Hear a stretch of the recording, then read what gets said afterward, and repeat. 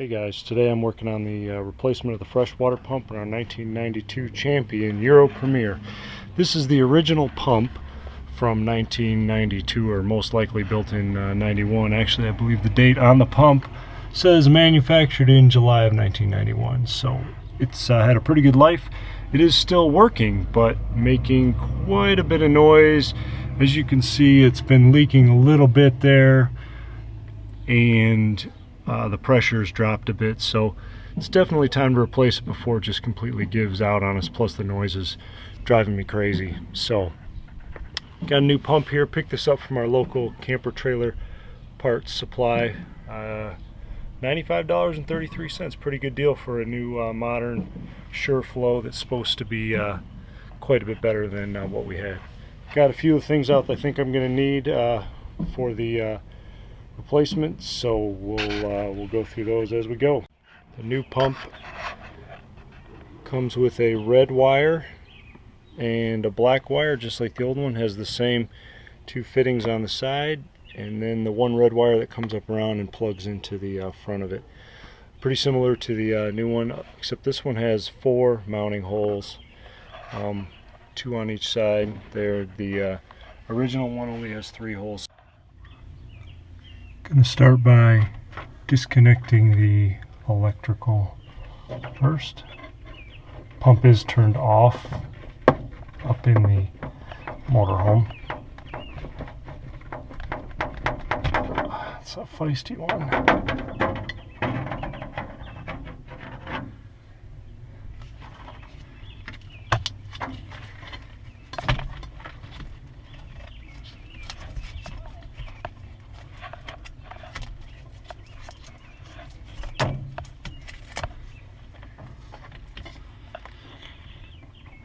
And I don't like the way they splice this negative in here, so we're going to have to do something a little different there. Let's start by just snipping the old pump wire off just to get it out of there.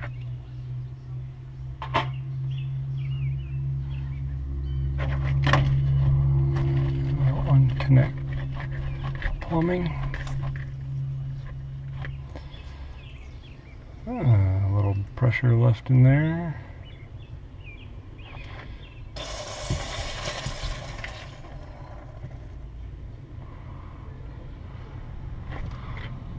Oh, looks like I need to close the supply for the tank. It's always helpful.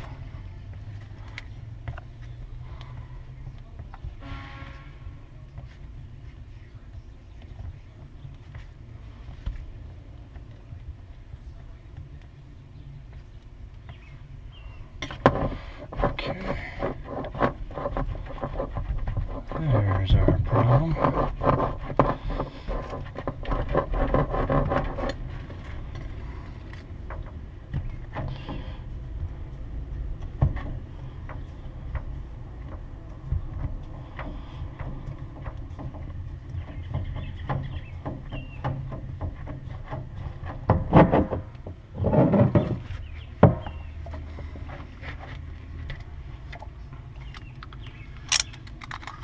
Screws that were used in this take the little square bit.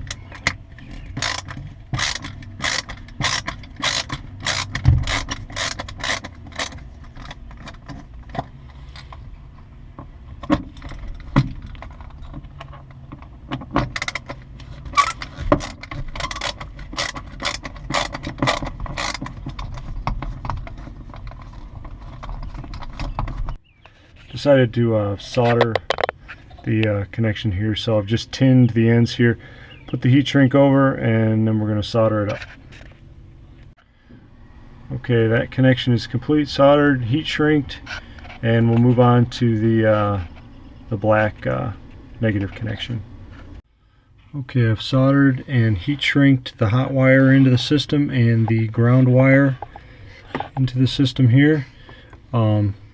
And put a little dielectric grease on the connector here, and this just fits right up onto this tab here. now ready to hook up the water and secure the pump to the floor. Okay, I've taken the adapter off the old pump and the fitting for the winterization.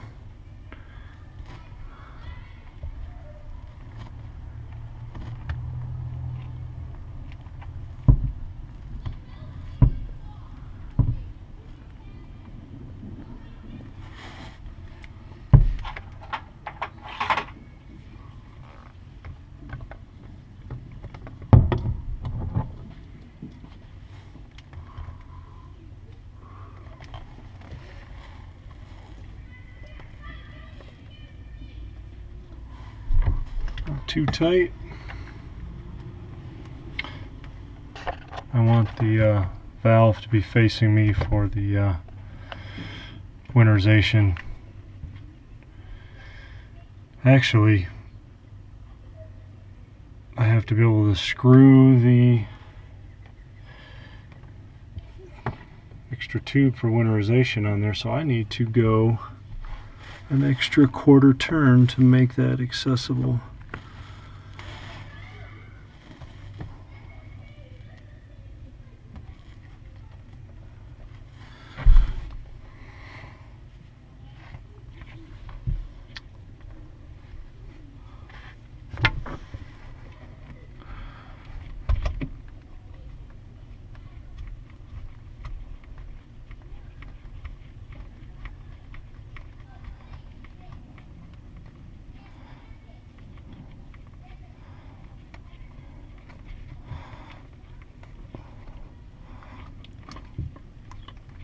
Good finger tight.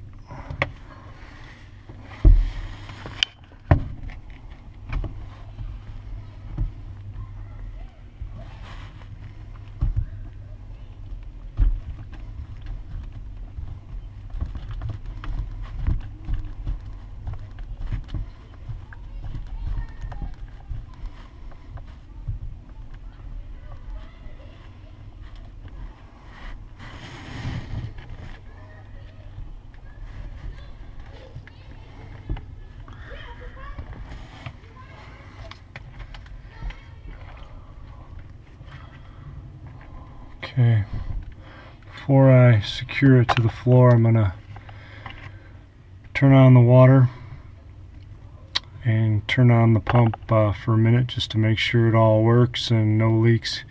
It'd be easier to fix something before it's screwed down.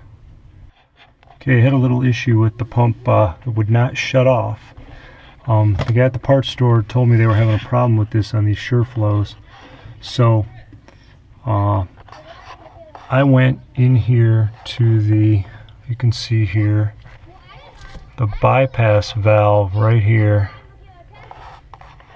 has a little Allen head screw right in the middle of it. It's a 5/64 little Allen wrench.